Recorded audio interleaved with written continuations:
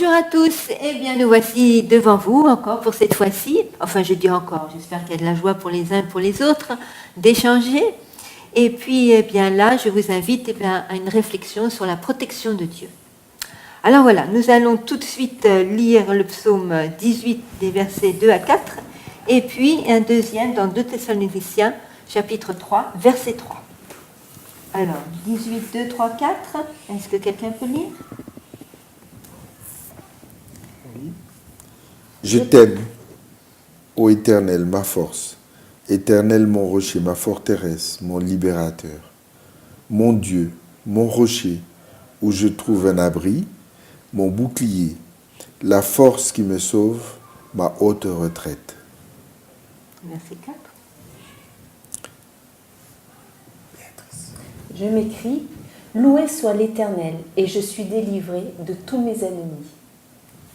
D'accord. Alors maintenant, donc, 2 Thessaloniciens 3.3. Il est écrit, le Seigneur est fidèle, il vous affermira et vous préservera du malin.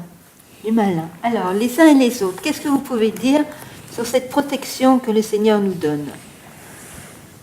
Je veux dire que c'est vrai que nous voyons qu'il y a des mauvaises choses qui arrivent à des très bons chrétiens.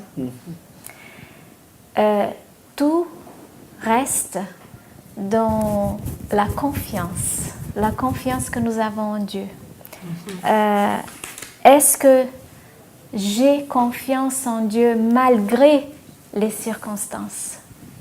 Il faut tenir en compte que Dieu veut nous sauver pour la vie éternelle. Bien sûr, il nous protège ici. C'est sûr qu'il nous délivre de plein de choses que nous ne nous rendons même pas compte. Mais son dessein à lui est beaucoup plus large que celui que nous pouvons voir. Donc, même s'il y a des mauvaises choses qui nous arrivent, il faut voir au-delà de ça. Dieu veut nous sauver pour l'éternité.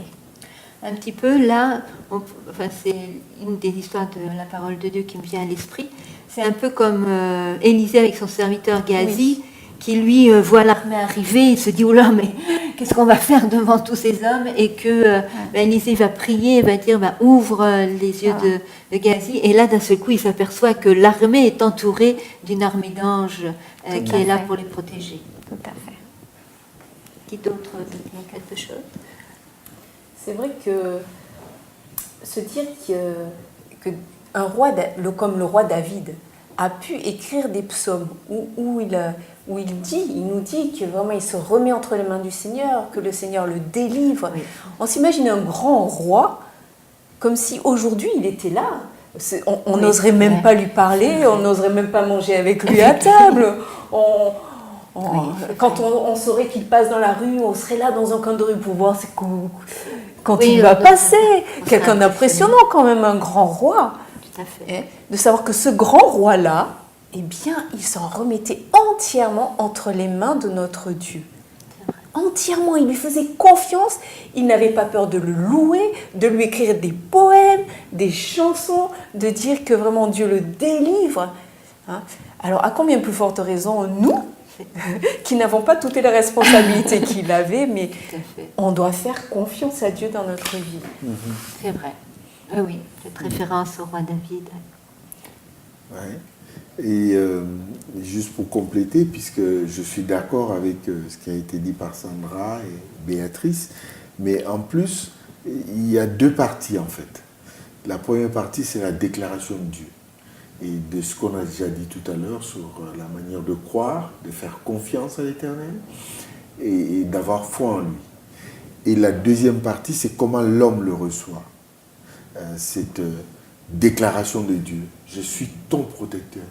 Je ne suis pas seulement ton créateur, mais je suis là pour toute ta vie. Tout ce que tu as besoin, je suis le Dieu providentiel, celui qui te protège du malheur, celui qui est là. Même si tu ne penses pas que je suis là, parce qu'il t'arrive des choses que tu n'aurais pas dû vivre, eh bien, sache quand même que je suis là. Oui. Et la protection, c'est cette confiance inébranlable à Dieu, quelles que soient les circonstances et que tu vis et tout ça. Et je dois...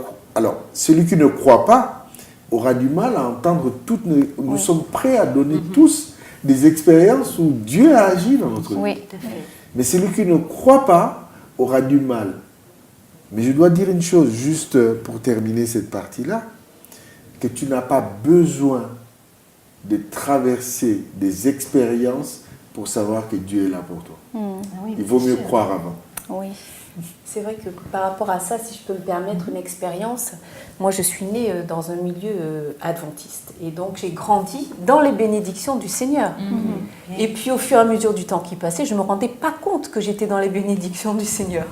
Et un jour, je lui ai dit, Seigneur, écoute, moi je vais revenir à l'église, je vais partir quelque temps, je vais revenir quand tu m'auras montré que tu m'aimes. Ah, ah. Eh oui, Seulement je ne me rendais pas compte qu'il m'aimait déjà. Oui. Et je suis partie. Et j'ai attendu que Dieu me montre qu'il m'aime. Mais pour qu'il me montre qu'il m'aime, il a fallu qu'il me fasse descendre, puisque j'étais déjà dans ses bénédictions. Oui, Il a au point fallu de qu'il me départ, laisse quoi. descendre. Que tu reviennes. Je suis descendue et là, je me suis rendu compte que Dieu bénit, Dieu m'aime. Et il m'a aidé à remonter. Oui. J'ai perdu quelques plumes. Mais tout ça pour dire que quand on est adventiste, quand on vit dans un milieu chrétien, qu'on a des parents qui prient pour nous, qu'on a des amis qui nous soutiennent, on ne se rend pas forcément compte de toutes les bénédictions qui nous entourent et que Dieu nous a toujours dans ses bras. C'est vrai. Oui.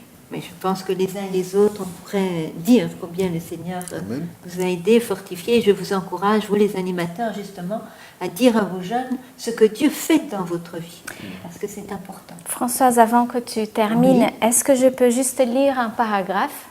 Chaque fois que je passe par des situations, des circonstances difficiles à comprendre, des souffrances, Bien sûr. maladies, la mort de quelqu'un de proche, ce paragraphe m'aide à regarder au-delà. Et Bien sûr. je on vais le t'écoute, lire. Bien sûr. D'accord. Donc, Dieu, il conduit ses enfants comme ils se conduiraient eux-mêmes s'ils pouvaient voir la fin dès le commencement et discerner la gloire du dessein qu'ils accomplissent comme collaborateurs de Dieu.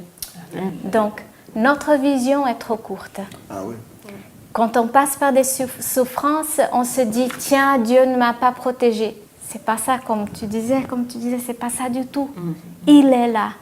Mais c'est parce que son dessein à lui est beaucoup plus large. Et nous, on aurait choisi le même chemin si on pouvait voir la fin dès le commencement. Eh bien, c'est sur ce magnifique texte que l'on vous laisse. Alors ne doutez pas, maintenant, le Seigneur est près de vous. Amen. Au revoir.